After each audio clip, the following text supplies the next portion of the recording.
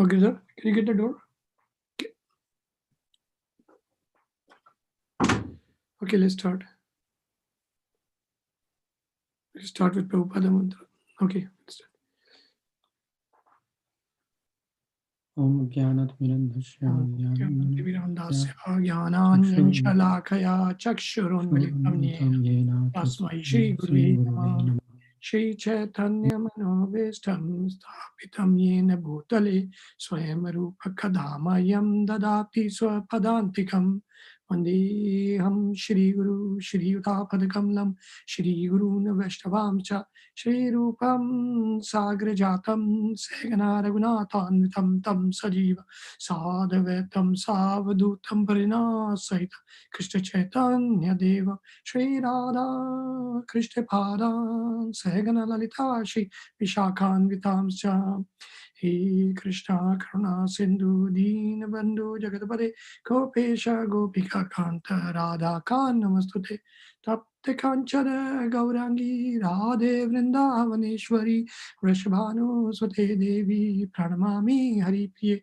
Ancha Kalpatruvascha Kapasiddhuvevacha Patitanam Pavnebhyo Vaishnavebhyo Namo Namah Jai Shri Krishna Chaitanya Prabhu Nityananda Shri Advaita Gadadhar Shri Vasadi Gaur Bhaktivinoda Hare Krishna Krishna Krishna Hare Hare Hare Rama Rama Rama Hare Hare Jai Shri Krishna Hare Radhe.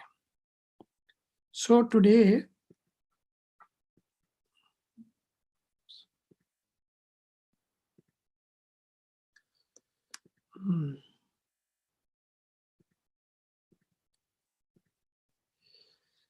what you're going to talk about is it is a continuation of the previous session that we had about 2 months back. At that point of time, this topic was not very well developed. So what has been done is that we're taking references from Bhagavad Gita and going on to Bhagavatam or other Shastras. For now, it will only be Bhagavatam, and trying to elaborate on the certain sections of Bhagavad Gita, understand them better. So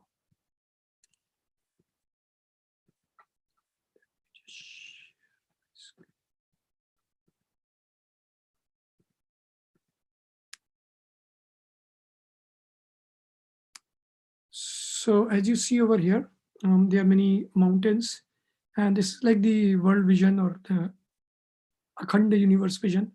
So there's the spiritual world on the top, and there's a reflection of it on the bottom. It looks pretty clear till you really figure out that it is a big Maya.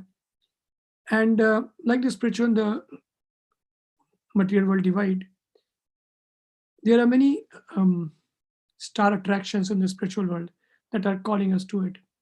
Some of them are for Kaivalya, others are like Vaikuntha, Goloka, and each one leads on to the other one. They're connected. Similarly, our Shastra also kind of connected to each other. And each Shastra has some unique point that is trying to mention or cater to. So we know, coming from our background, that Bhagavad Gita is a formula book. And we're going to delve into some of the formulas. For today, we'll focus only on Bhagavad Gita chapter 1, and we'll continue where we left off. So the second part of the first chapter of Bhagavad Gita. And then we'll go into horizontal study for them. So the way the slides have been organized is that the left side, where you see that slide identifier, that is the place, what is the nature of that particular slide. And then the verse reference is mentioned beneath it. The organization is that there are sections of Bhagavad Gita, which is that one single circle and a pie out of that, like a pizza pie. And then if they are concentric circles, that is like a section group. And then each slide will contain various categories of information. So while this looks very overwhelming, the first two are the ones that will primarily we'll be focusing on. 90% of the slides of the first two icons that you see there.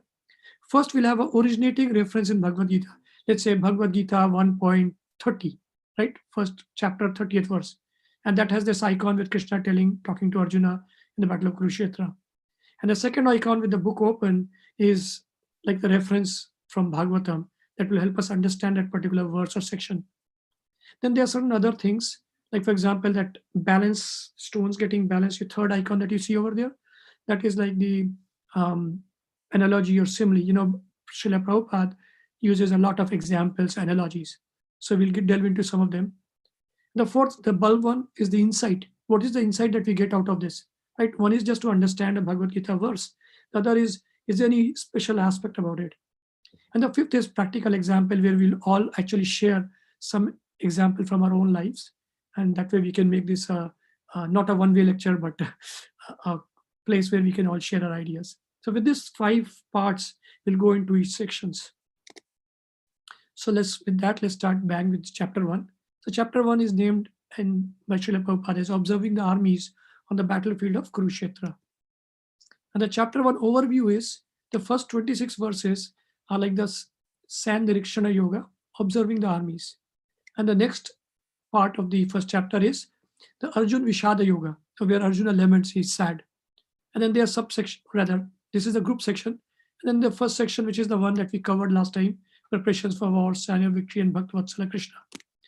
And then this time, today, we'll go into these other sections for the second part: compassion, lone enjoyer, fear of sins, destroy family traditions, and better die than win. I don't know if we'll be able to cover all of them, but we'll see whatever we cover. So with that, let's look at the very first section, Arjuna laments.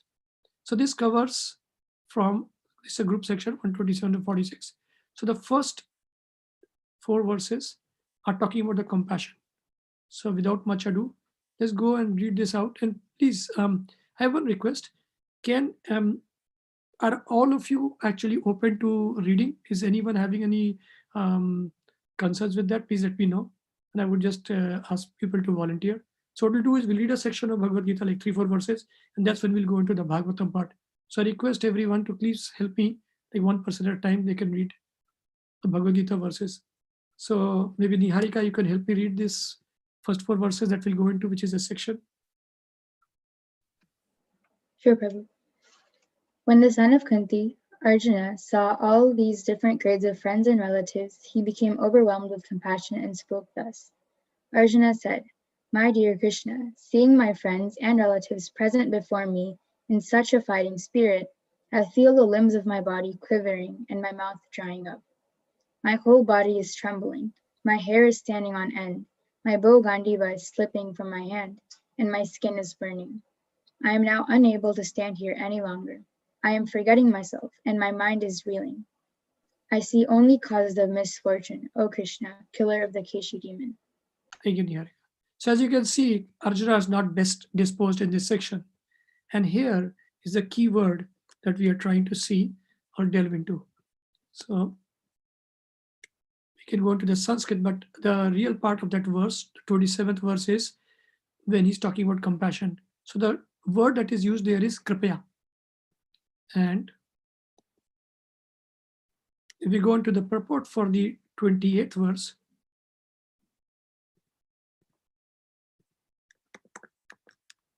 so here's the technical glitch that I was talking about. I found out that from Google Slides, these fragment anchors will not open at one shot. Anyway, so this is what we see over here. It's saying, as such, Arjuna, just after seeing his kinsmen, friends, and relatives on the battlefields, was at once overwhelmed by compassion for them who decided to fight amongst themselves. As far as the soldiers were concerned, he was sympathetic from the beginning, but he felt compassion even for the soldiers of the opposite party, forcing their imminent death. So he's sympathetic for both. He's having compassion for both sides. Although it is not mentioned here, still one can easily imagine that not only were Arjuna's bodily limbs quivering and his mouth drying up, but he was also crying out for compassion. So, I mean, it's not mentioned, but he's actually, Prabhupada mentions crying. Such symptoms in Arjuna were not due to weakness, but due to his soft-heartedness, a characteristic of a pure devotee of the Lord. So we are trying to frame the, in Hindi that's called bhumika, the background for us to launch into our question. So let's go back there. See, so the key question to answer over here is, what essentially is compassion? Is it material, spiritual? I mean, we know compassion just in English, but is it material in nature? Is it spiritual? Is it mixed? What exactly is it? Right? So let's try to answer that by going to Bhagavatam. So in Bhagavatam, we find that there's a mention for, let's just go to Bhagavatam maybe. It's mentioned over here that Jarasan was a very powerful king of Magadha, and his father, King Brihadratha, he was very powerful and very prosperous. And yet, he married two daughters of King of Kasi, but he could not get any kids out of them. And he was obviously, kings are interested in getting a hire for them so that they can carry their generations. So he went to the forest for austerities. When the forest, he was begged by one great rishi to have a son, who gave him mango to be eaten by the queens. The queen did so and were very soon pregnant. So this is, as you can see, not so nice looking, but Jarasan's story of how he was getting born. So the king was very happy to see the queens bearing children. But when the right time approached, the queens delivered one child in two parts, one from each of the queen's wombs. So as you can see the photo, right? Half of the body of a kid is there from each of the queens, and they are awestruck, like wondering what's going on. Anyway, so the two parts were thrown in the forest where a great she demon used to live. And she was very happy to see some delicate flesh and blood from the newly born child. So out of curiosity, she just joined the two parts, and the child became complete and regained life. The she demon was like a little shocked. Her name was Jara, and being compassionate on the childless king, she went to the king and presenting him the nice child. So everyone wants to please the king, right? Even though she's a demoness. So the king was very pleased, and he wanted to reward her. And she said, "I'll be happy if you just name the child after my name." So the child was called Jarasandha, right? Sandhi, joining two together, and from the Jara, who actually gave her compassion. So this is the one incident of compassion from a diviness, right? Well, here is what Prabhupada is saying about this. So he's saying that no one knows where compassion should be applied. Compassion for the dress of a drowning man is senseless. So this he says in Bhagavad Gita, chapter 2:1. A man fallen in the ocean of need science cannot be saved simply by rescuing the outward dress, the gross material body. And this is exactly what Jara did, right? She joined the two kids together and it got life. And then she gave it to the king, and then this kid would now be a prince. So what better can one expect to do in the material world, right? She did everything, gave life, gave the kid the best possible future. But regardless, what Prabhupada is saying is, Srila Prabhupada, one who does not know this and laments for the outward dress is called a Shudra, or one who laments unnecessarily. Arjuna was a Kshatriya, and this conduct was not expected from him. So this kind of compassion is being termed as material compassion. Why? Because it is irreligious and it's ignorant of the self. So this is not what real compassion is. So we conjure up, we make up our own version of how things should be applied, because our lives have been trained without Krishna being in picture, or without even spirituality in picture, even if people don't know about Krishna. So we apply our whole sense of ethics and morals. So this was example of material compassion. And now let's take an example of spiritual compassion. So in this case, this is the story of King Nraga. And so in this, what happens is, one day, all the Yadu kids, right? Samba, Pradyum, Charu, Bhanu, Gada, all the young boys of Yadu dynasty went to a small forest to play. So while they're gone there, after playing for a long time, they became very thirsty. As they searched for water, they looked inside a dry well and saw a very peculiar creature. The boys were astonished to behold this creature, a lizard who looked like a hill. They felt sorry for it and tried to lift it out of the well. So you see over here, felt sorry for it. The word over here is same, krapya anvita, compassion, the same word that was used in Bhagavad Gita. So this is the compassion that they're feeling for the creature, because it's now inside a well, it cannot get out, so it will probably die.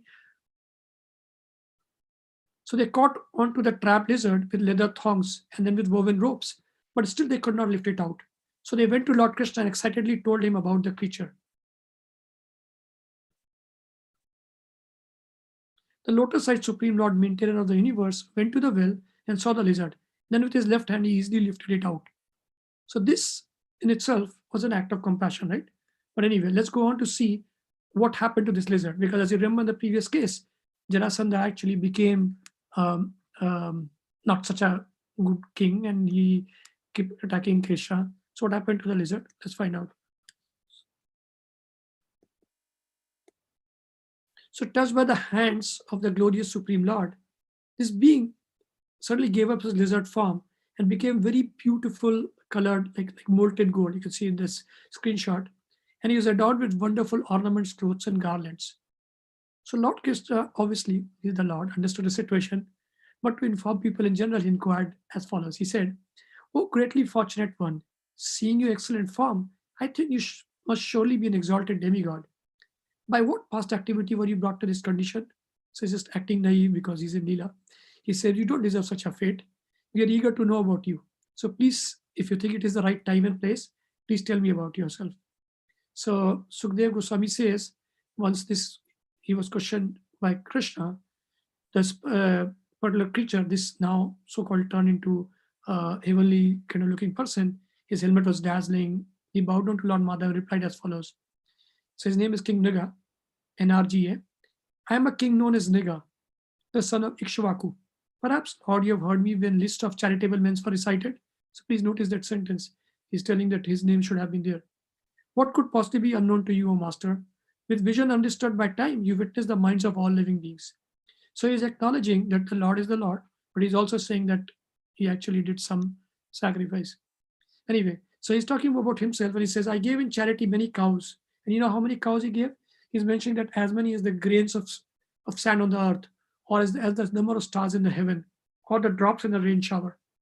So he's now goes on and talks about how he did some great things. Young, brown, milk-laden cows who were well-behaved, beautiful, endowed with good qualities, who were acquired by honest Brahmins, who had gilded horns and silver-plated hooves. So all of these cows, along with their calves, he gave in charity. And he would honor the Brahmins who were from the exalted families, and or if they were young or of excellent character and quality. So he would make sure that he honors the ones that were dedicated to truth, were famous for austerity, vastly learned in Vedic scriptures, very saintly. So he did the right kind of thing, everything perfect. And he gave them not just cows, but even lands, golds, houses, horses, elephants, and marriageable girls with maid servants. So many things, like sesame, silver, fine beds, clothing. So, and then, of course, in addition to this, he would also perform Vedic sacrifices, execute pious welfare activities. So he was a pretty ideal king, right? But what happened one day is when he was actually giving out a cow, it went to a certain first-class Brahmana who wandered away and entered.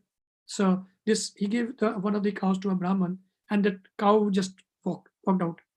And he didn't know that. And then what happened is, by mistake, he gave that same cow in charity to a different Brahmana. As you can see the photo, now the Brahmanas get into their act.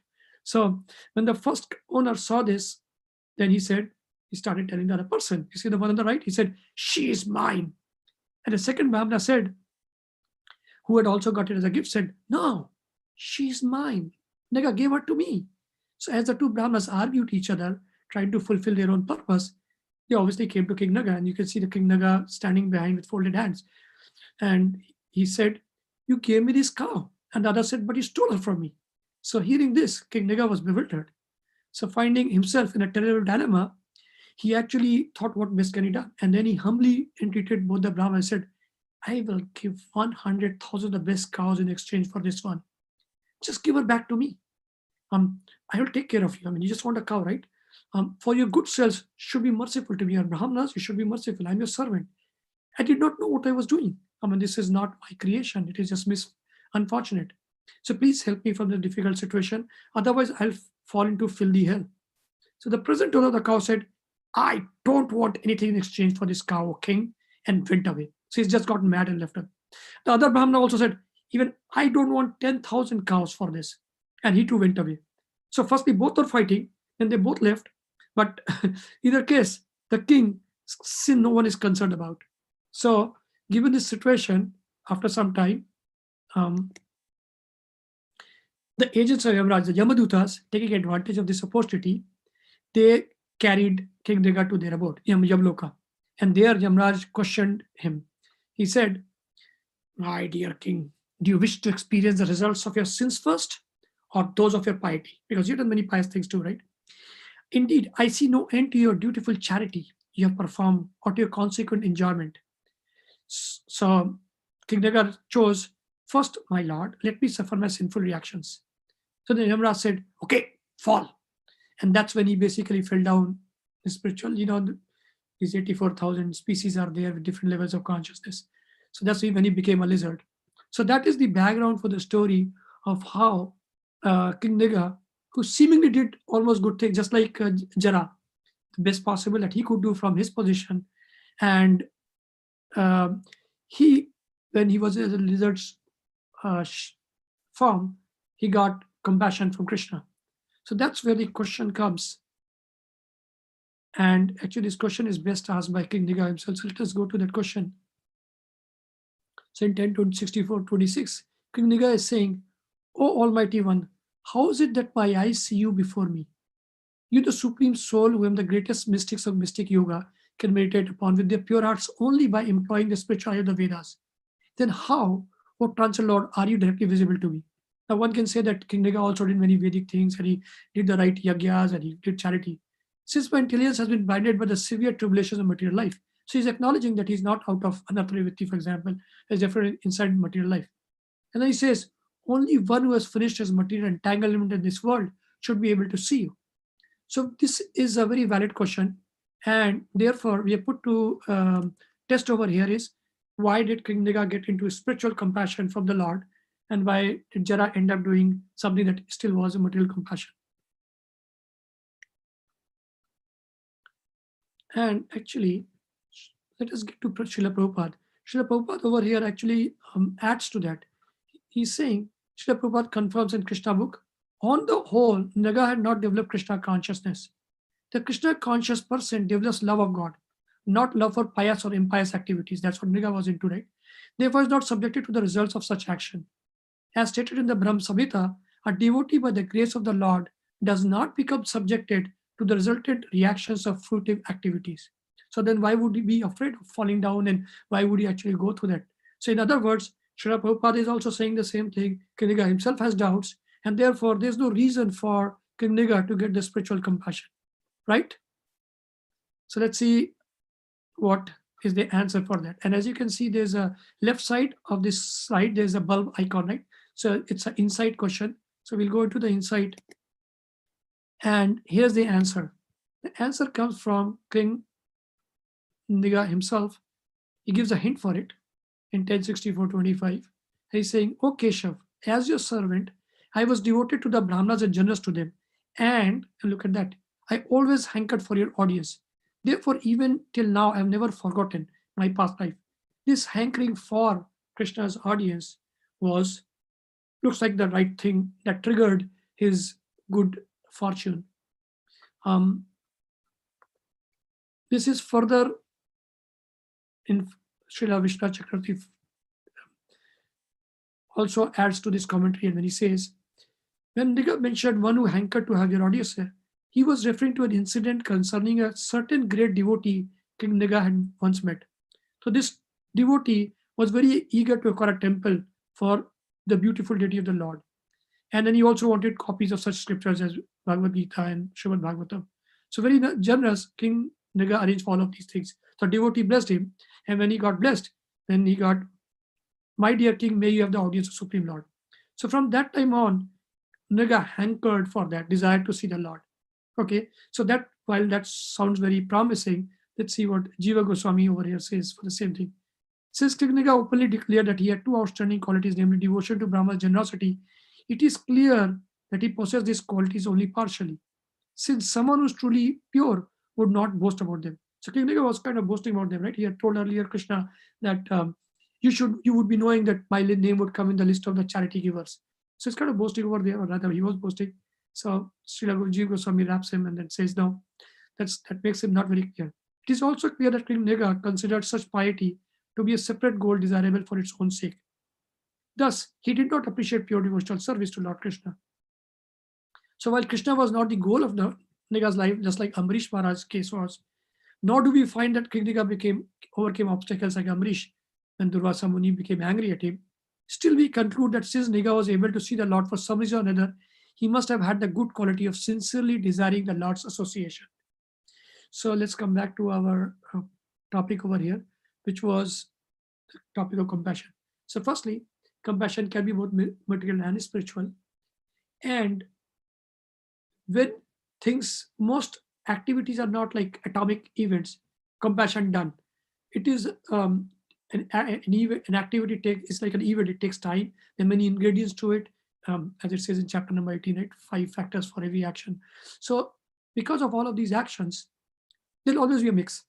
Almost unless someone is a pure devotee, they cannot possibly be doing something very spiritual. And to deserve Krishna's audience is something very unique. But as they mentioned, once you add Krishna into the mix, then suddenly everything else transforms. And that is what actually happened for Krishna. So the compassion that he got from the Lord turned out to be spiritual, because in that entire sequence of events, he hankered for Krishna because of some agyat sukriti, or rather gyat, because he got it from the other Brahman who was trying to set up a temple. So essentially that is how compassion is being treated over here for material spiritual aspects. So here we learned about, so we found that Arjuna's compassion is, while not truly wrong, it is more like soft-heartedness, as Srila Prabhupada says. Is material, and Krishna's turned out to be spiritual, although he had not reached that elevated state. So with that, we end this first section from 27 to 30th verse, and I request everyone, please unmute yourself, or if you have any points, reflections, questions, anything to add to what I said, enlighten me, please do so.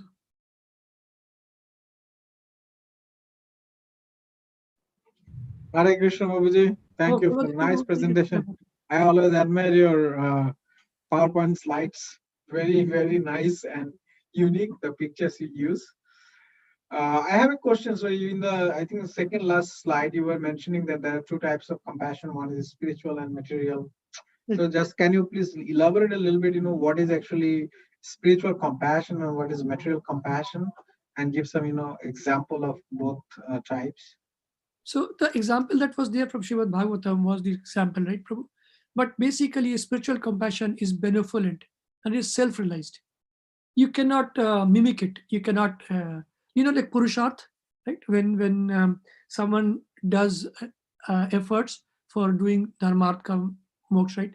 So spiritual compassion would bypass all of them, even though it would seemingly be one of those activities.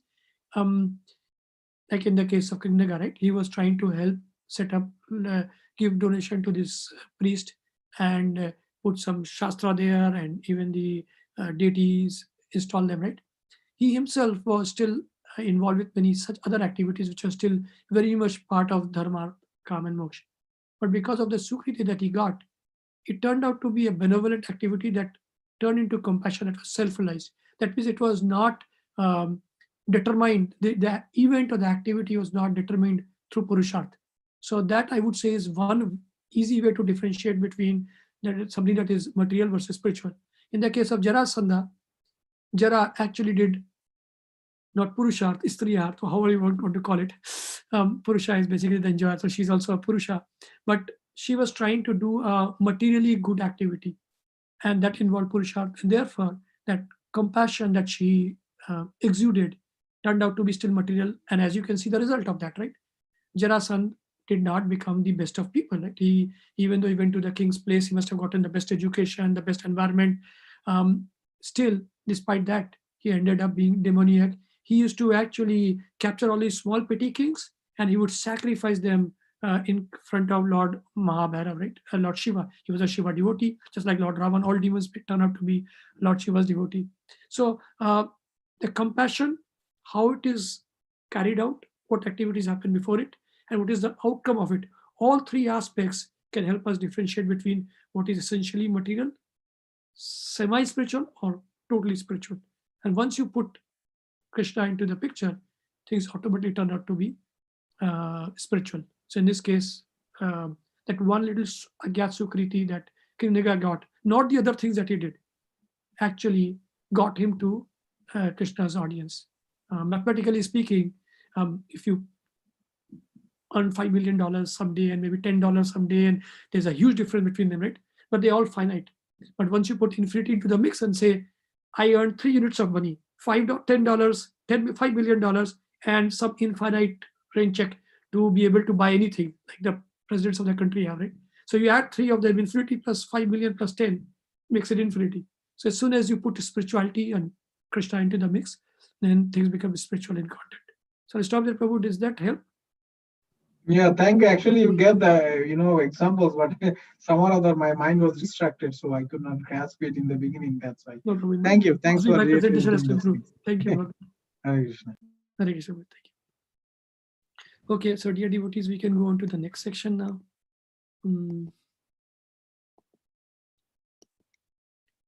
So I had a slide for practical example. I don't know if anyone else wants to share something. Please go ahead. Otherwise, we can go to the next section. So, sure, Prabhuji. Thank you. Very wonderful presentation. Oh, Prabhuji. It's a nice blend of Bhagavad Gita and Srimad Bhagavatam.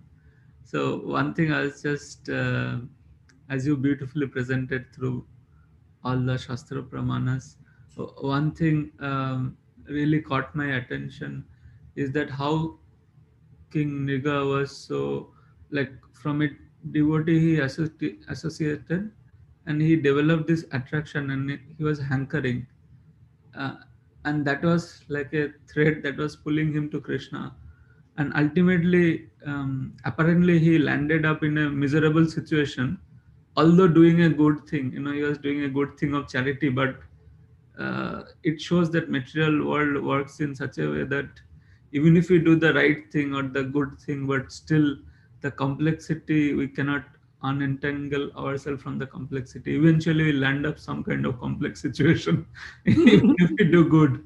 But even through the complex situation, because he had this thread of hankering from Krishna, for Krishna, that actually landed up, it became a blessing, that complex situation, because of the hankering.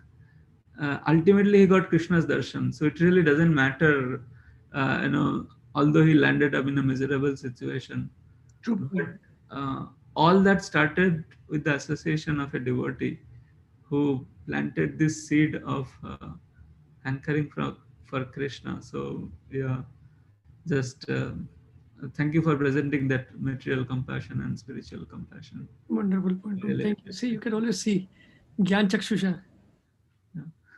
You can always see through things. Thank you. I just wanted to ask you, Prabhu, so how to develop that hankering, because we are also implicated in many complex situations, through all our duties and jobs and responsibilities and this and that. But through it all, if we can somehow develop this thread of hankering for Krishna, then we have made it. Means something good will happen out of all the apparent things. But that's the how do we develop that hankering for Krishna? It's a very, very beautiful question, Prabhuji.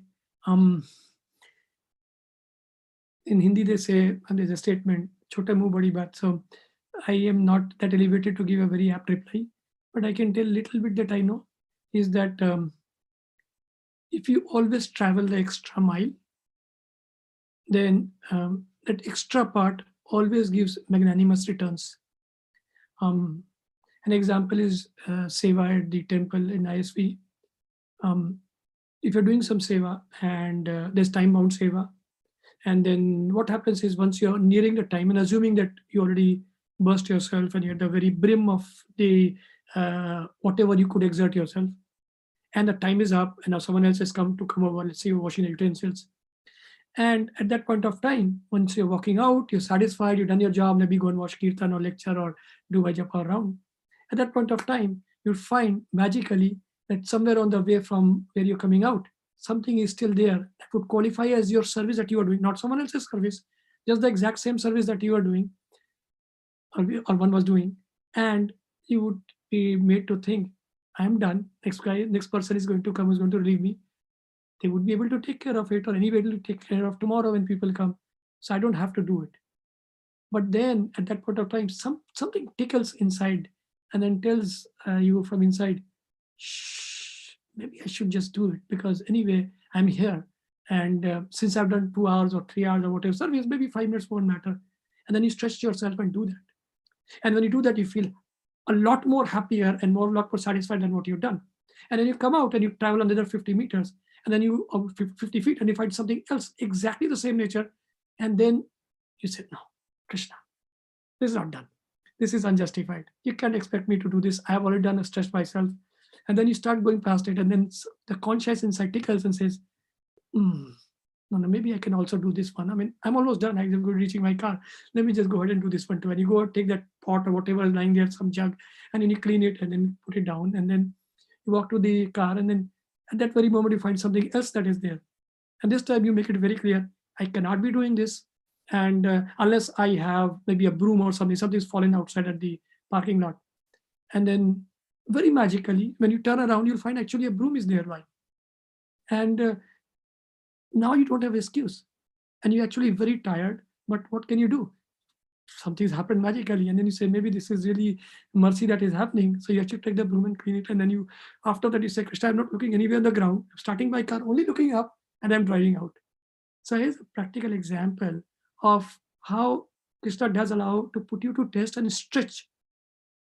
In those stretches, I think is where the hankering and the attachment, hankering maybe is a little later, some kind of attachment develops, because now you realize that here's actually someone on the other side reciprocating or actually even instigating your service. It is not something that some XYZ gave you.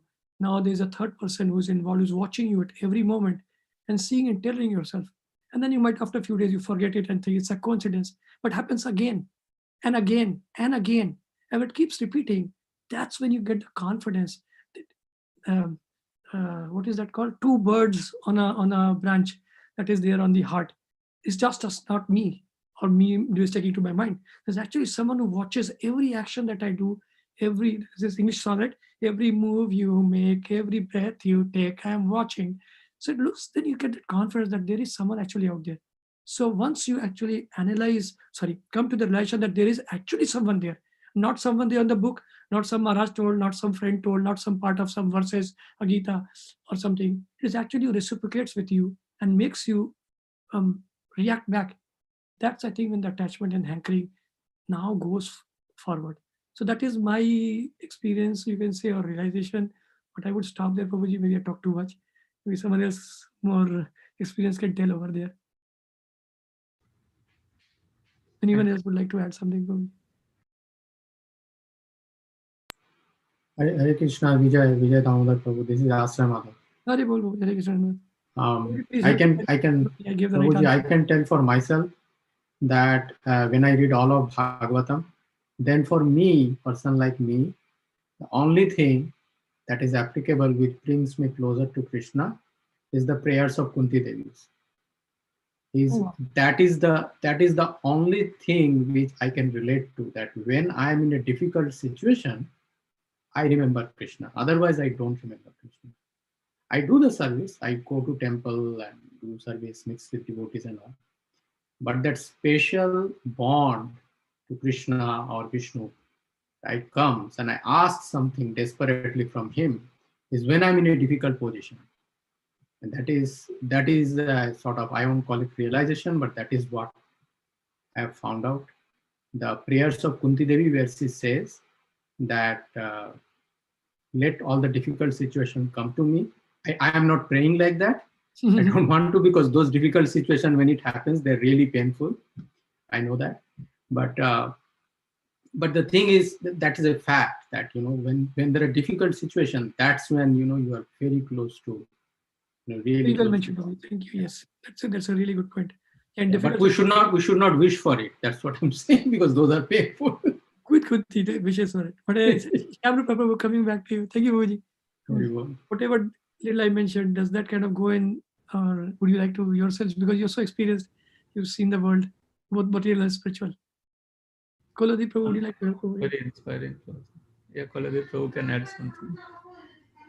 Very nice answer, Prabhu. Thank you. Thanks for sharing and asking this question. Hare Krishna. Hari Bol. Thanks, Prabhu. So I think we can now go on to the next section. So this is Lone Enjoyer. is from verses 31 to 35. So would someone please volunteer to read text 31 to 35? I can read. Okay, Prabhu, go ahead. Prabhu. Puradi Prabhu, go ahead. Okay. Text 31. I do not see how any good can come from killing my own kinsmen in this battle, nor can I, my dear Krishna, desire any subsequent victory, kingdom, or happiness. Text 32 to 35. O Govinda, of what avail to us are a kingdom, happiness, or even life itself, when all those for whom we may desire them are now arrayed on this battlefield? O Madhusudana, when teachers, fathers, sons, grandfathers, maternal uncles, fathers-in-law, grandsons, brothers-in-law, and other relatives are ready to give up their lives and properties and are standing before me, why should I wish to kill them, even though they might otherwise kill me? O maintainer of all living entities, I am not prepared to fight with them, even in exchange for the three worlds, let alone this earth. What pleasure will we derive from killing the sons of Dhritarashtra? Thank you, Prabhu.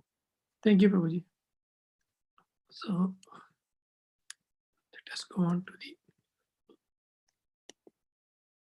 So the verse 32, very clearly, as you mentioned, what avail, the line that was important there was, what avail to us are a kingdom, happiness, or even life itself, when all those for whom we may desire them are now arrayed on this battlefield. So the Sanskrit for there is Yesham Arte Kangshitam, means word by word means is what, of whom for the sake is desired by us. For whom? I mean, I win something, but then I want to share it. Even in movies, right? All the villains, they will do something great, and then now they want to boast, and then in boasting, they make a mistake. So this is just natural. It's not like just the villains. Even people, when they do something good, they want to talk about it. So similarly, in the 35th verse, the word is nihatya, by killing. Ka priti syaj, what pleasures, priti, pleasure, will there be? So with that, basically let's come down to the question, fight and kill for whom, right? So with that question, let's try to explore the answer. Will Pandavas be left as lone enjoyers if they actually end up taking Krishna's message? Of course, he's the God and he's the guru, so people are following him and all of that, right? And of course, the most respected person. But if they're left as lone enjoyer, what is it that they're looking forward to? So what does Bhagavatam say about this? So we go to the section 110.1. And over here, Shanak Muni asked this exact same question. After killing his enemies who desired to usurp his rightful inheritance, how did the greatest of all religious men, Maharaj Yudhishthira, assisted by his brothers, rule his subjects? Surely he could not freely enjoy his kingdom with unrestricted consciousness. So he's putting the same question.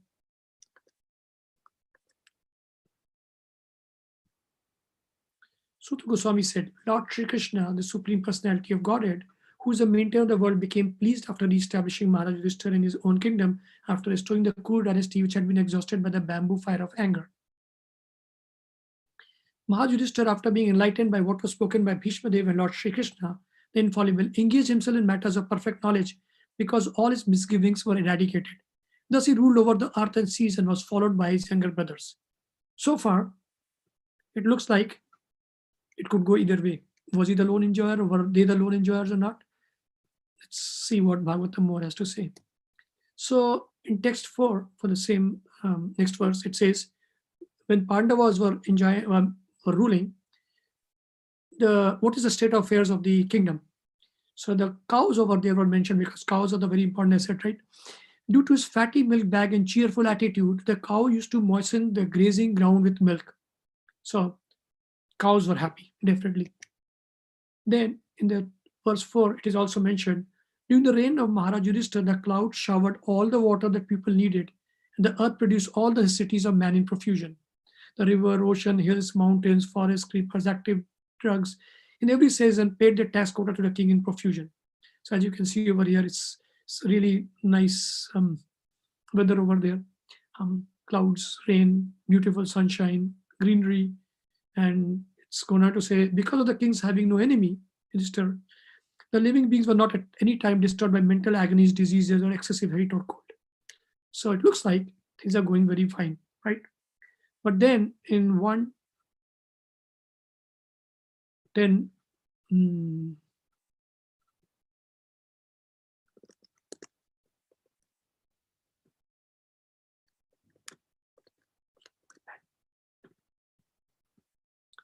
so over here, it is mentioned, Maharaj Yudhishthira was the greatest of all men of religion. Thus, he was not at all inclined to fight with his cousins for the sake of enjoying the kingdom. He fought for the right cause. So basically, the reason why he fought was the right cause, right?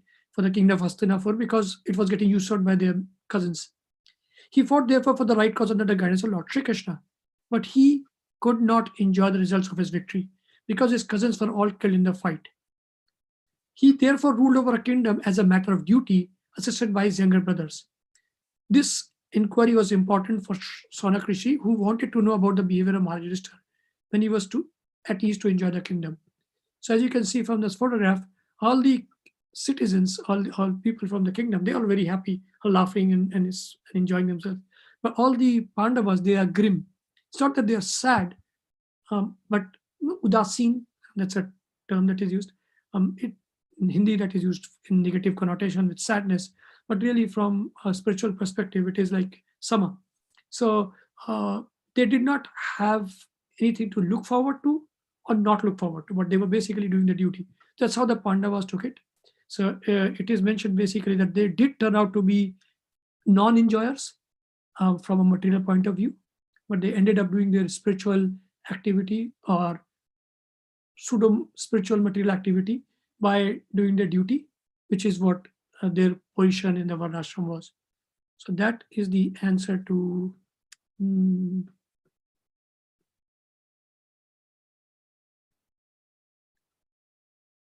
Can you still see the slide?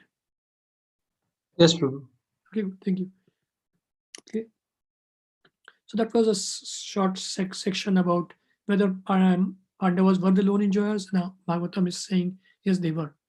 So Arjuna's question was genuine, that when he raised the points of why he will not fight, right? So one thing was compassion, the other is not being able to enjoy with his without his cousins being in picture.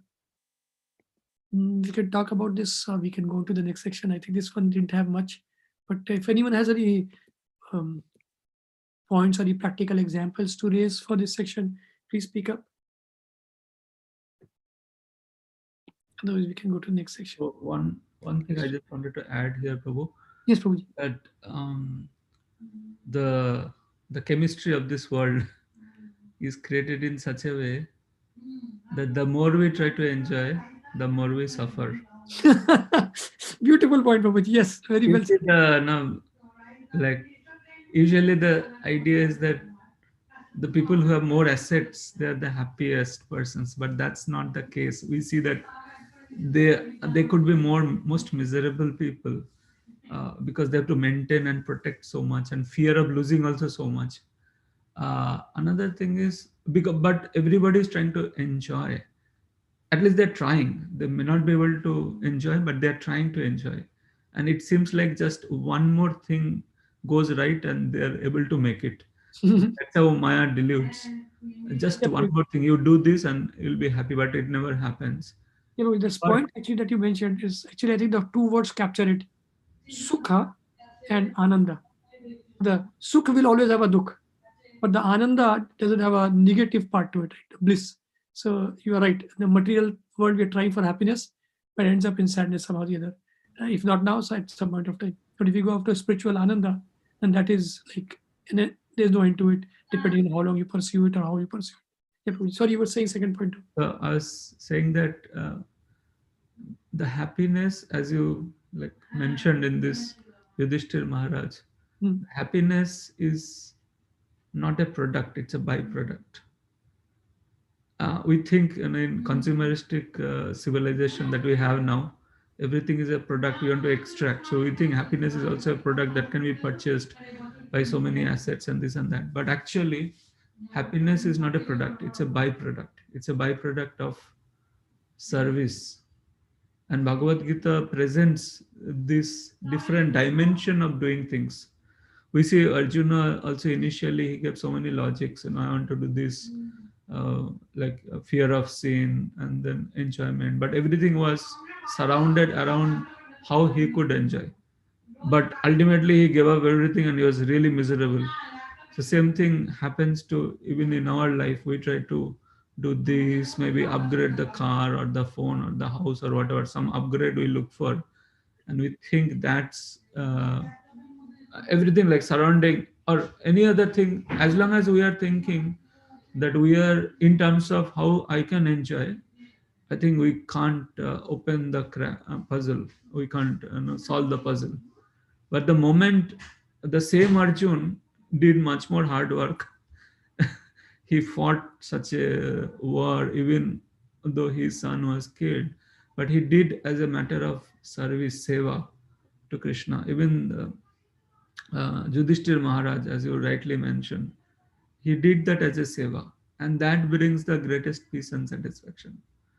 So that was a very beautiful point actually that came out, that how to be actually happy.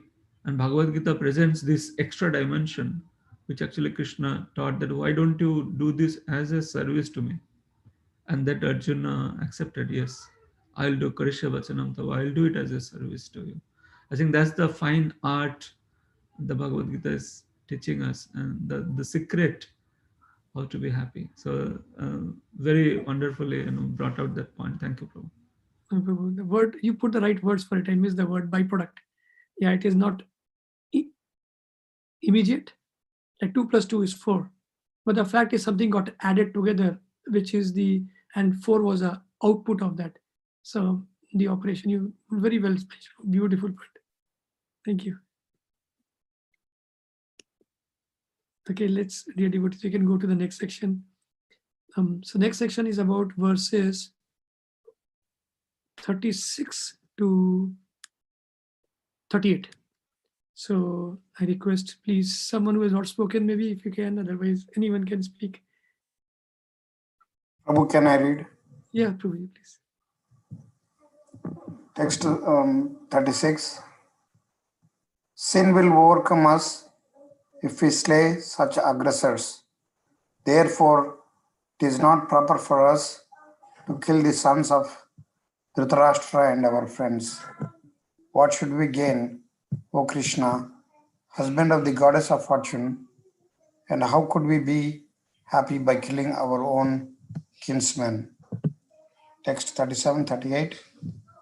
O Janardana, although these men, their hearts overtaken by greed, see no fault in killing one's family or quarreling with friends, why should we, who can see the crime in destroying a family, engage in these acts of sin?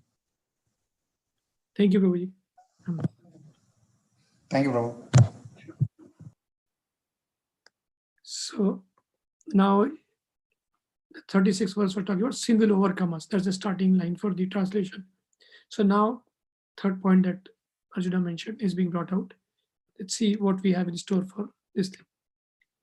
So, papam, sins, right? Vices.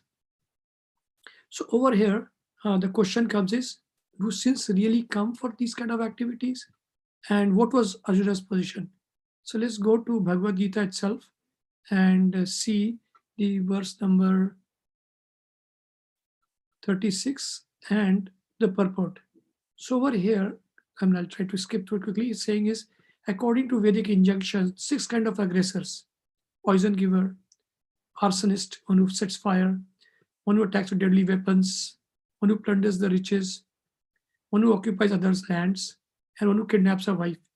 Such aggressors are at once to be killed, and no sin is incurred by killing such aggressors.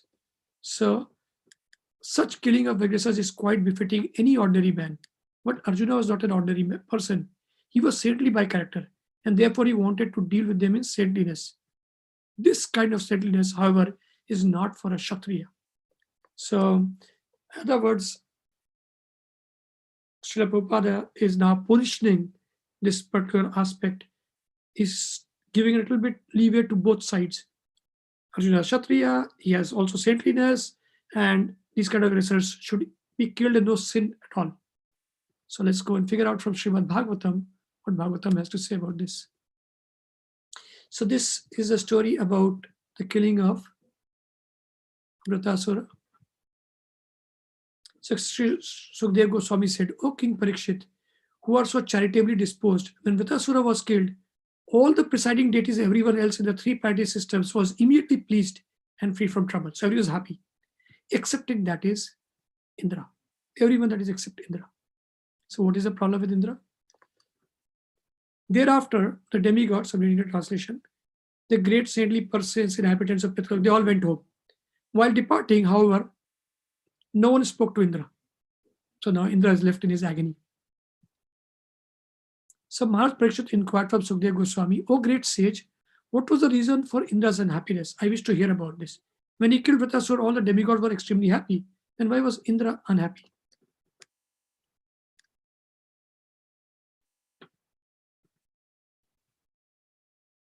Sukdev Goswami answered, "When all the great sages and demigods were disturbed by the extraordinary power of Vritasura, they had assembled to ask Indra to kill him. So Indra at that time itself, he was very afraid of killing a Brahmana. He declined the request. He said, I'm not going to take care of this. So King Indra replied, when I killed Vishwarupa, I received extensive sinful reaction. At that time, I was able to get the favor of women, land, trees, and water, and they was able to divide the sin among them. But now if I kill Vritasura, another Brahman, how shall I free myself from the sinful reactions? Someone has to take those sins, right? So with this kind of background, let's see how Bhagavatam goes on to the story. So further in that particular chapter, Sri Sukdev Goswami is saying, the sages replied to King Indra, O King of heaven, all good fortune unto you. Do not fear. We'll perform an Ashwamedha sacrifice, and that will take care of whatever sins you will accrue after killing the Brahmana, because the sacrifice is very powerful. And the Rishi said, by performing this, you'll be able to please the Supreme Personality, who is a super soul, Lord Narayan. And forget just killing a Brahmana. This yajna is so powerful that once the Lord is pleased, then even if you kill the entire world, you will be condoned, or that sins will be taken care of. So one who has killed a Brahmana, one who has killed a cow, one who has killed his spiritual master, any of those three people, they can all be taken care of. In fact, one who has killed their own father and mother, they too, that immense sin, because father and mother is special, right? You born from them, there's a special debt to them, other than the fact that they're loving. In fact, even sinful persons such as dog eaters, chandalas, who are less than shudras, can be freed in this way from all sinful reactions just by chanting the holy names of Lord Narayan. But you're a devotee. And because you're a devotee, and when we will help you by performing the great Ashwamedha, the horse sacrifice, if you please Lord Narayan that way, why should you be afraid? You will be freed even if you kill the entire universe. So don't worry about Vritasura. That's what they say. So that's how they convinced him, right? But then after that, Indra went and killed Vritasura. And when he was killed, that was the first slide, right? The sinful reaction for killing a Brahmana, Brahmatya, took shelter of Indra. So how did it take shelter? So Indra killed Vritasura, and he got the sinful reactions. And although the other demigods were happy, Vritasura, he could not drive any happiness out of it. So it is mentioned in Bhagavatam that even his good, the virtues, tolerance, opulence, they could not help him in this grief. You know what they say, right? When you eat some jhal, chili, very spicy thing, right? Then for kids, they'll put some sugar in their mouth. While it cannot cure that, it'll distract it. So at least they would not feel that bad thing. Similarly, if you have some good active things, right? Good attributes, like that, they would probably be able to take care. But it's mentioned that Brahmatya was, sins were so big and huge that none of King Indra's positive aspect, the virtues, were able to help him in his grief. And then this Brahmatya, the sins were chasing, they were like personified by a Chandala woman. And she was very old, her limbs were trembling, and she was afflicted with tuberculosis, and her body and garments covered blood, tuberculosis, they throw up blood, and bearing an unbearable fishy odor. like very bad odors. Everything's bad. And she's telling Indra, wait, wait. And she's running and chasing him. But Indra first fled to the sky, but there he saw the woman personified sin chasing him. The witch followed wherever he went. At last, he went to the northeast and entered the Manasarovar lake. So it is mentioned that, so here's the insight from this. One cannot be happy by committing sinful acts, even if one is endowed with material opulence. Indra found this to be true. So this is given in 6:13:11. People began to blaspheme him, saying, this person has killed a Brahmana for the sake of enjoying heavenly material happiness. You cannot go and talk to the world saying, oh, here's my calculation. Here is what this Vritasura was doing to me. Here's was my duty, and therefore I was made to do it. I mean, someone else can also have killed him, but no other king was there, and I was the powerful. So no one, people don't hear all of that, right? Even Lord Ram, right? That washerman, he said something about Sita Mata. So people will talk, and this is kind of adding to your returns. So they are talking about this. He's killed a Brahmana. So therefore, in spite of being the king of heaven and enjoying material opulence, Indra was always unhappy because of the accusation of the populace. So in other words, what happened to all the sages who had promised Ashwamedha Yajna? Well, they could not happen yet, because firstly it needs a place and time, circumstance, and because he was badly chased, Indra was not ready mentally, at least, to bear that sin for some time and somehow then be able to participate. I don't know even if he could participate, because he would not be in that clean, pure position to be able to do it. So while technically Ashwamedha Yagna would be able to do that, it is not like binary that here kill Vritasura, do Ashwamedha Yagna, get rid of sins. The sins come up quite quickly. Anyway, so as you can see over here, he has a beautiful palace, but he is desolate. So with that, we can end this small little section and see if anyone would like to have any reflections or any views on this point of violence in real life or sins in real life. They cannot really be counteracted with anything good. Of course, Ashwamedha Yagna is very spiritually oriented. It's not perfect spirituality, but it's, in this spectrum of fuzzy logic between perfectly tamasic material thing and sattva, it is very highly regarded, and the Brahmana said that. But even then, he had to run for his life, and he hid. So any points there? Otherwise, we can take this just as a blessing from Srimad Bhagavatam and go to the next point. Oh, this fear of sin is actually a good thing that that Arjun had. That shows his advanced stage or culture.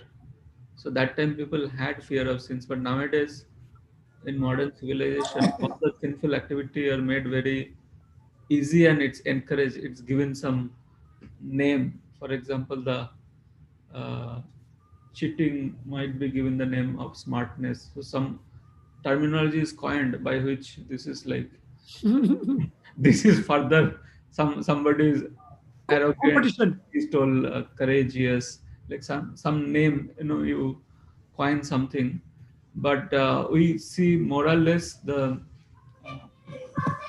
coins are sold like water and everything is packaged very nicely, so it looks like everything is even one will not feel even a slightest tinge to do sinful activities, like the things are packaged in such a way. But that's why even having so many things, still people are miserable, because at every stage they are just by default doing so many sinful activities. The reactions do come in terms of heavy misery and heavy price. So this is one thing Srila Prabhupada boldly stood up against, and he declared, actually this fear and this restriction, that's why it's named four regulative principles of freedom. So just like in a freeway, we can just drive in anyway, but we'll eventually land up into an accident. We can drive freely, we can enjoy that freeway as long as we are following the rules. So this sin is going against the rules, and that's why it brings a great suffering. That's why this four regulative principle of freedom that Srila Prabhupada taught us, actually that can free us. And in fact, a proper pious living will bring more happy living, um, if not anything else. So yeah, thanks for covering that topic. Prabhu, Vijay Prabhu, Yes, Babuji. one question on sins. Yes, Uh, Babuji. like in ancient India, so in the battlefield of Kalinga, Ashoka killed 100,000 people, Mhm. right, Prabhu? So then after that he embraced Dharma. So, but their concept of Dharma is little different from the concept of Dharma in Bhagavad Gita. True. So can we say that he was able to atone his sins by following the path of Dharma? Good question. At a high level, I can say only one thing. Dharma, at its base, is just duties. And by doing the duty, the reactions, whether they are papa or punya, get channelized in the most beneficial manner. The concept when we talk about, like you mentioned, Prabhuji, is that did his sins got taken care of? If they are channelized in a fashion that is best handleable by that jivatma, that is also taken care of. Because if you think of that the reactions will go away, that doesn't really happen. As we know, up and punya don't negate each other. So I would say from a practical standpoint, they did get channelized into what would be best for Ashoka's jivatma. That doesn't mean that he'll not have to go through the suffering, but that also means that by pursuing the spiritual path, at some point of time, some of it will get lessened, some of it will get diverted, some of it will actually have to bear, but at a time when he can actually bear. For example, maybe he has to take a big loss, but that is at a time when he actually made a good bonus. So an example of that, and it is spread out over many lives. That is, this concept of duty is where our Vedic system is also teaching about varnashram. So with all of this said, my understanding is that all that really happened in Ashoka's life was he was a barbarian earlier, a Chandala, and at least he became, it's a too tall word to say, in the line of Varnashrama. That is, he's trying to do his duties. Let me also tell you that it's not that he stopped killing after he became the king, even though so well acclaimed and India just talks about him as the biggest hero ever. It is mentioned that there was some altercation between the Buddhist and Jains, and there were 1,000 Jains in some temple somewhere in South India or somewhere, and he actually sent his soldiers and got all 1,000 of them killed after he had become the king. So did his ruthlessness end? I would say that it mellowed down and things started going better, but better or no better, he's still not on the speed path for spirituality. So what would happen to his next life and next to next life? I think that probably became better. So that is a long description to that probably a simple question, but I think I'm not competent to answer that question very well. Someone can please add something. Sharupra Prabhu, Kuladi Prabhu, Ashri Prabhu. Yeah, thank you for the wonderful question and very wonderful answer. So one thing I would like to add here is that we have this myth or misconception in this world that sins can be countered with pious activities. So we do many sins, many horrible things, then we do some charity and we are out of it. So it's not like that. So both have their effects. For sin, we have to suffer, and for pious activities, we have to enjoy, even if we don't want to. So both are kind of a punishment. What really burns, so and also just from Vijaya Damodar as he was explaining that the killing thing continued. So basically, doing pious activity does not burn the root of the sin, which is the desires. only and only devotional service, hearing, chanting the Lord's holy name, hearing the Lord's pastimes, doing devotional service, only bhakti can burn to the root the sinful reactions as well as the tendency to do sins right from the root. And that can only deliver us from the punishment of sinful and also punishment of pious thing, forcing us to suffer and forcing us to enjoy. So from both, one is liberated actually. So devotional service is the ultimate solution for liberating ourselves from the reactions of both sinful activity, pious activity, as well as the tendency of both. So ultimately, when one becomes attached to the devotional service, then slowly this huge um, root gets burnt out, and also the reactions as well. Thank you, Prabhu. Yes. Kutam, Bijam, Prarabdha, Prarabdha becomes Prarabdha. So the tendency part, you are very right, that desires will not go up easily. And even if all of that gets somehow countered, then the ankar is still there, the false ego. That's why we see the, and also uh, dharma is Krishna's, um, like whatever Krishna said, uh, dharma tu saksat bhagavat pranitam, whatever the Lord has given, to obey his instruction and to mold our lifestyle as per his instruction in Bhagavad Gita, Srimad Bhagavatam, that is dharma. Dharma tu sakshat bhagavat pranitam, whatever Krishna said. So that's why Arjuna didn't want to kill. On the contrary of Ashoka, we can see here Arjuna didn't want to kill anybody in the beginning.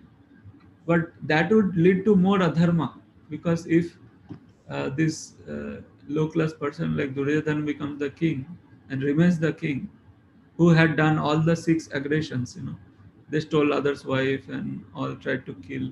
If such people remain as a king, what will happen is the adharma and suffering of the people are going to increase. So that's why Krishna's solution is that he gathered all the adharmics in one place and just finished them off in one shot. So that was the solution. That was the thing Krishna wanted to achieve for the betterment of the whole world. So always, just let them go free astray is not the solution. So so-called ahimsa, that's why maybe a himsa, because you are saving one person, but that one person is going to do 1 million people's life miserable. So then you are actually, by doing so-called ahimsa, you are doing himsa for everybody. So that's why Krishna's recommendation was the right recommendation to uproot uh, these people who are making everybody's life hell and propagating all the dharmic principles. Correct, Prabhu, yeah.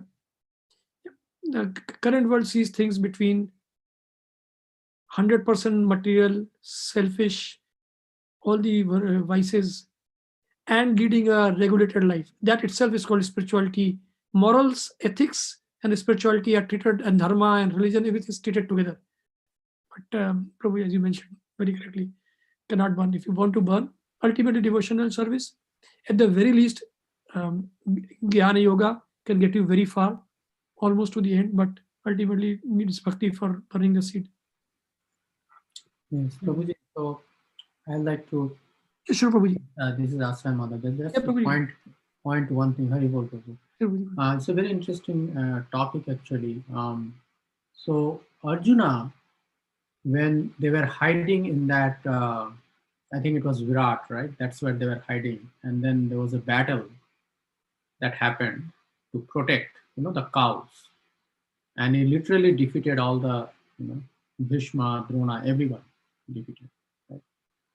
And there was no Bhagavad Gita that need to be spoken to him, because there Arjuna was doing his duty. He was seeing that Virat Raj, he was distressed because someone is attacking, and as a Kshatriya, his job is to protect him. here in Bhagavad Gita, he thinks he realizes that they are the distressed. They are the distressed. Pandavas are distressed. But then he's ready to forgive them. So that's the compassion of a devotee. If any distress happens to anyone, okay, I'm talking about a compassionate Kshatriya here, not compassionate Brahmana, but a compassionate Kshatriya. Any distress happens to anyone, I'm going to protect that person.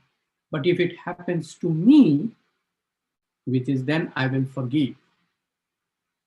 Now, Krishna was, I think, through this Bhagavad Gita, Krishna was stressing the fact, and if you look at in Kali Yuga, what is happening, at the hem of the affairs or the corrupt people are there because good people are not fighting the battles, are afraid of fighting these corrupt people, because I want to remain good, in this limited life, I will do the good thing and everything else will happen automatically. Krishna was telling Arjuna that it is your duty to fight for your own distress also. It doesn't, otherwise what will happen, the bad people will come to the power. And this is happening in Kali Yuga. That is exactly is happening in Kali Yuga. Good people, they've received, there's a politics is a dirty thing, we are not going to go there. They always are scared and they keep them away from politics. Politics is a bad thing. But they're not realizing that by doing that, they are letting the bad people go into the hem of the affairs and ransack the whole world. That is what Krishna was teaching Arjuna, that you are good, you are compassionate. He says in 16th chapter to Arjuna that Arjuna, you are born with good qualities. Don't be scared. Don't be scared, yeah. Right? He made it very clear, but he also said that it is sinful for you not to fight. Fighting, Krishna doesn't say that, what you say is wrong. Krishna says that by not fighting, you are also committing sin, because that is your duty. Yeah. Arjuna was in a very difficult situation, actually. If he doesn't fight, then he's committing sin. Okay? And if he fights, then he's committing sin. So which sin takes precedence, basically, right? Yeah, very well mentioned. Yes. So that is, it was a very difficult situation. That's why Krishna had to speak so much. Yeah, my thoughts on that one is that actually people start transgressing their social order when they start becoming spiritual. The Raja Rishi, or like Prabhupada mentioned over, right? He's got saintly characteristics. Right. And then at that point of time, the impersonal way of doing things, which is to look at the world as a seer and let things happen, what happened, case rasra. Those kind of tendencies automatically people start getting, because that looks like the next most logical thing to do. And that is the way the whole order of this material universe is orchestrated.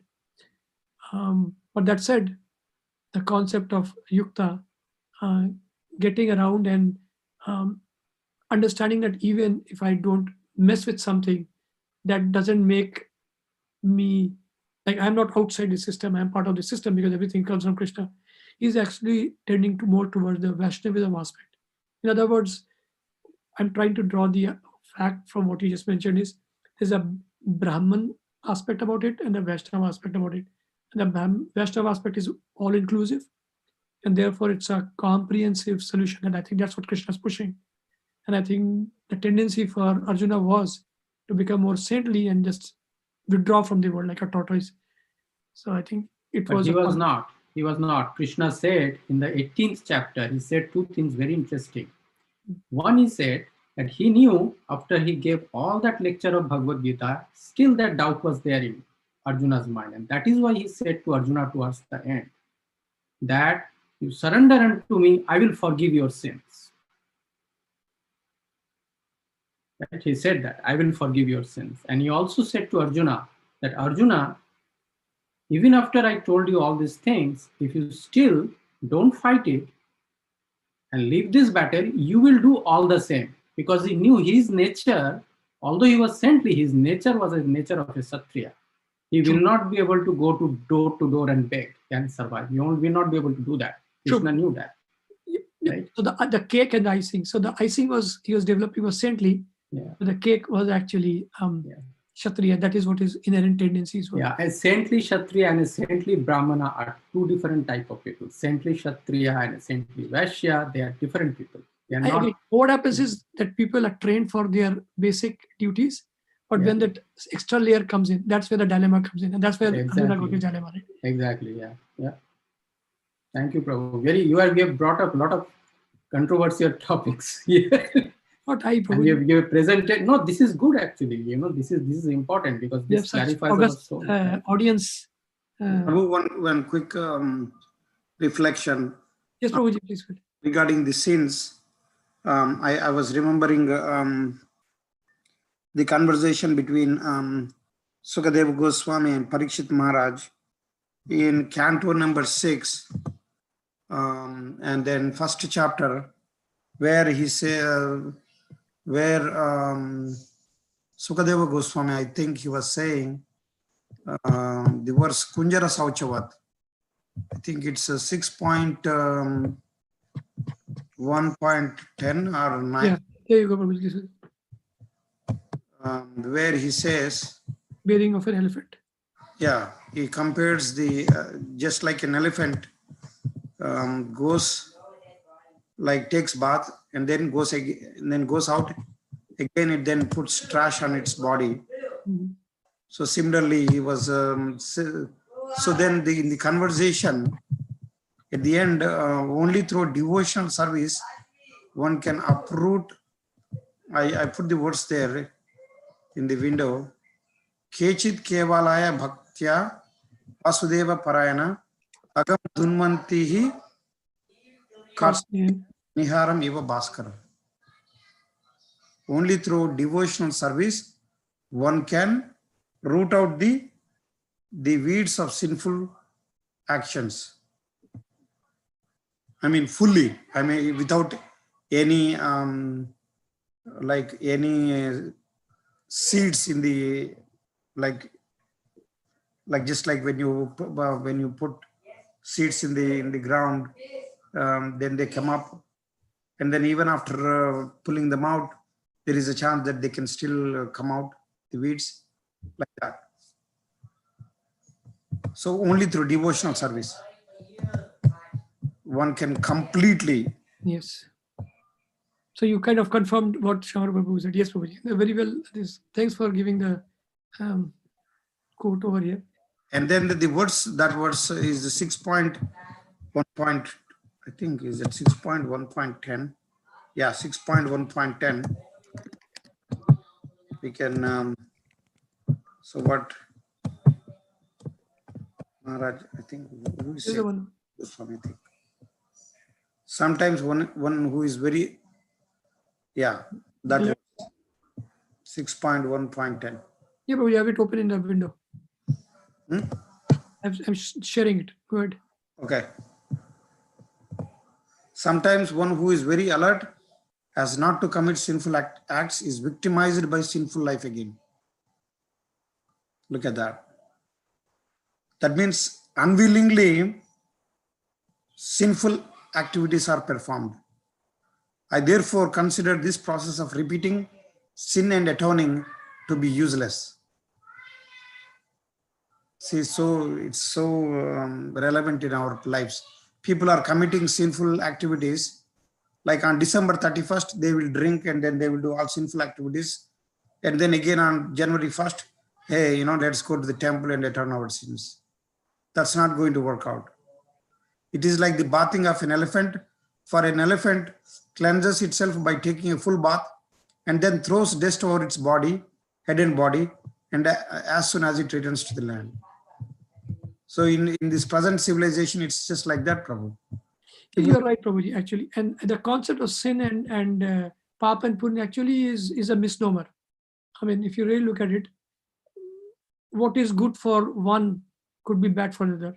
What is good for one at a particular point of time could be bad from another point of time. So really the distinction comes, what is true punya? Getting out of the orbit of cycle of birth and death. Everything else is papa. If you look at the definition from that point of view, And I think it becomes very understandable. Otherwise, it's so hard to understand. Oh, that thing I did, oh, I helped that person, and he is actually company against me and backbiting me. And by me telling, I'm actually spreading bad words about that person that I will not remember. But that person is backbiting and telling all good bad things about it. Really, this world, either you are in this world or out of this world. Simple. And that is the difference between, like, once you practice spirituality and once you practice so-called duties and non-duties and our own conceptions and conjectures. Srila Prabhupada put so beautifully and just make things so clear. So either you are in or a binary. You are with us or without us. But thank you for bringing this verse, Prabhuji. Hare Krishna. Aprame, are we, or is Girdhar who is doing this? Are we out of time or can we borrow some time? I don't know. We should be able to borrow some time. That should not be a problem. Okay. I don't know how many slides I have.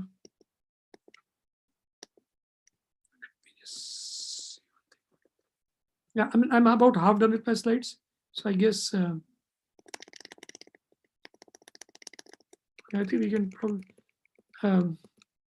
go through this one.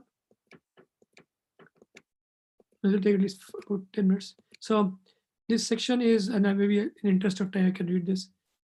138, 39. Okay, does anyone else wants to read? I think it's only till 41.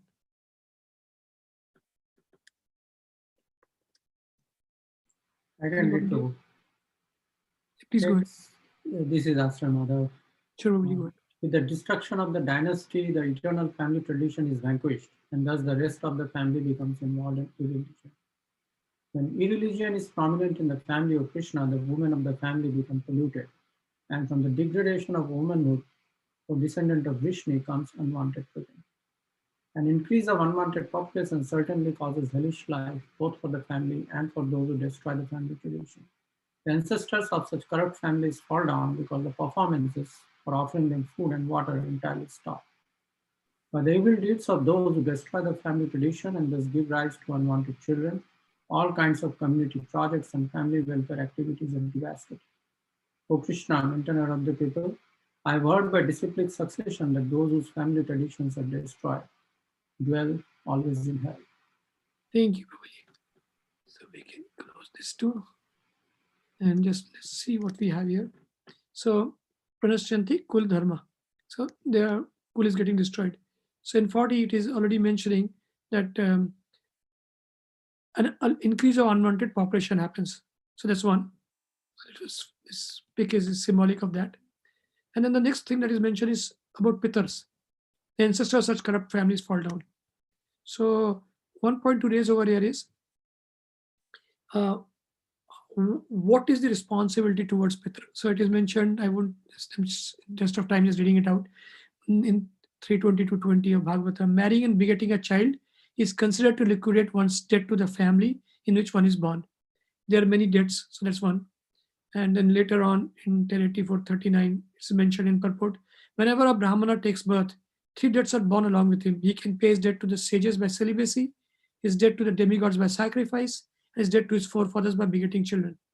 So now, given this situation, let's just understand what are Pitras and where do they stay.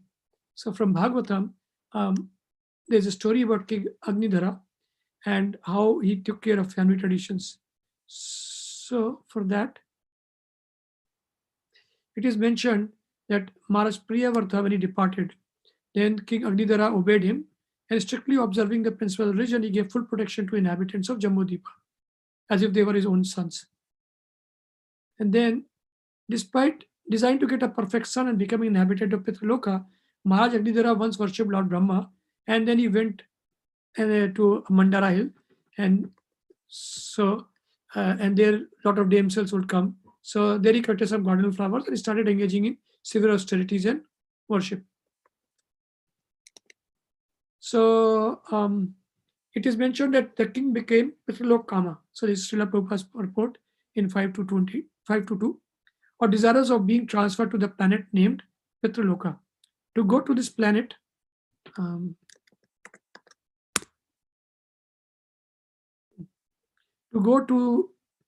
one needs very good sons who can make offerings to Lord Vishnu and then offer some remnants to their forefathers.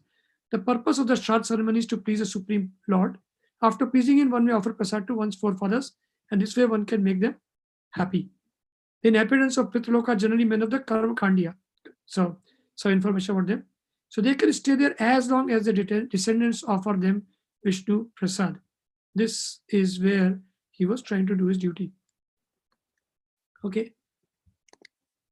So what happened for King Agnidhara?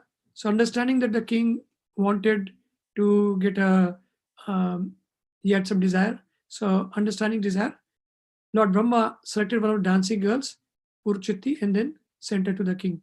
So that is this other section over here. Then the Apsara went strolling by, and then he caught his mind. And as Purchiti passed by on the road in a very beautiful style and moved of her own, tinkling of bells and all romantic things, let's just cut short them. So his lotus-like eye turned, and he got attracted by intelligence, learning, youth, beauty, bigger behavior, opulence, blah blah. Sorry, and etc. etc. And then basically he ended up in a marriage.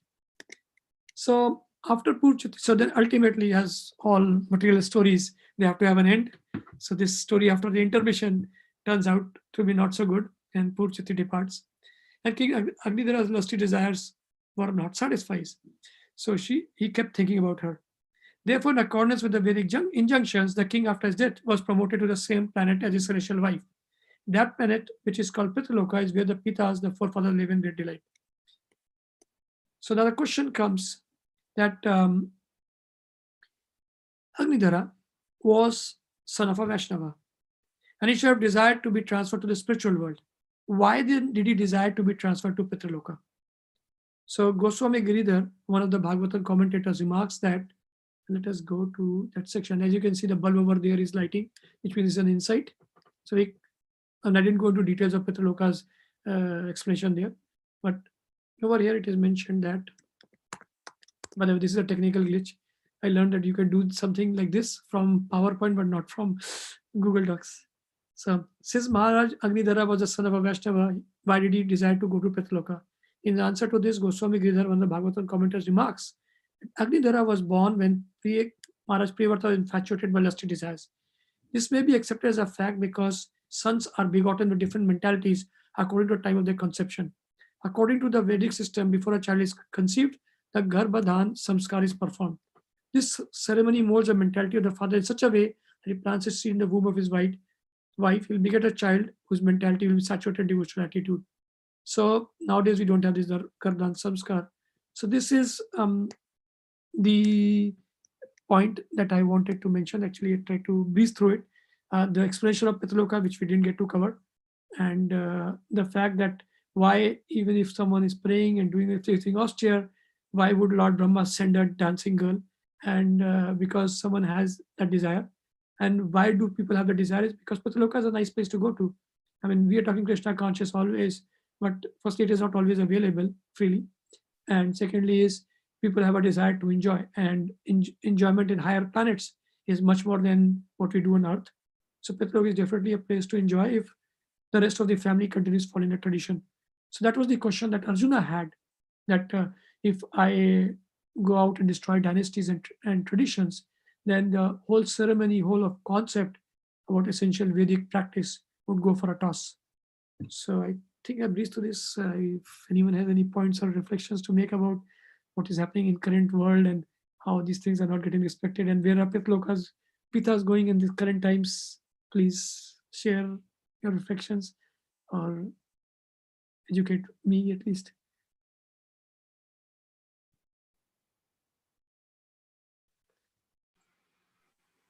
This is after Madhav. I just wanted to share one thing. I think Sure. in continuation of what Arjuna was saying there, Mhm.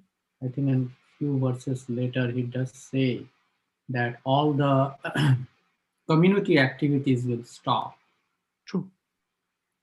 Because of, will fall down and the community activities will stop. And that is what Arjuna was, as a Kshatriya, being the administrator of his state, he was concerned about that. The people will stop following the religious principles and the society will go into chaos. You're right. Responsible administrator, basically. Yes. Yeah, he was a, this reasoning of the Pitris will fall down is sort of an intermediate link to that final point which Arjuna was making, that the end state of that will be the destruction of society. No religious principles will be followed because all the community activities will get stopped. Please don't mind, but I think the other aspect, the Pitra part, is actually very important, because in today's world we don't see it. It's so conjoined with the way Vedic system runs, and the three debts that are there, right? Inherently puts it, the onus is put on to the son, that he has to carry out those Shraddha ceremonies. And that is what Srila Prabhupada so beautifully mentions, that once you're into Krishna conscious, you don't have to worry, because you are putting the water at the root, and therefore all the branches are taken care of. But I think that is also an important aspect of the standard Vedic system. You're right, the visible activities will be stopped, but the so-called invisible activity that everyone did believe in that time and in the standard Vedic system is also worried about that. So both things, I think, he was worried about. But yes, the community activity is very well mentioned. They are mentioned that they'll get stopped. Yeah, he was sort of, he nicely linked both. He actually said why the debt to the Pitris we should perform. Many times, we do things religiously and we don't really ask that why we should do it. But here, I think Arjuna is making it very clear that if we don't do it, what really happens, basically, to the society. That's true. Yeah, he joined those points. So, thanks for mentioning that, Prabhu. Thank you. Okay, controller, I think we are well over time. I think we should stop now. About 2/3 done with this section. So, but the next section is actually a pretty big story. So I think it's a good time to stop. What do you think? Is that Aprame or Giridhar who is the controller here?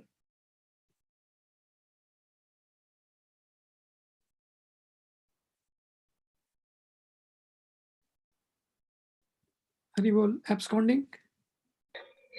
No, Prabhu, I mean, I'm not really controlling or anything. I'm just broadcasting. So You're saying you're controlled by your karma or by Krishna. That's good, probably. whatever we need to do, Prabhu, I'm not sure if we have to stop or I don't know.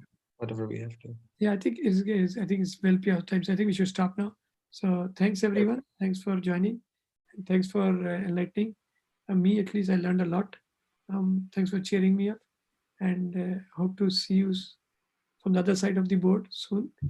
Hope the other people in the call also take their chance and educate other people.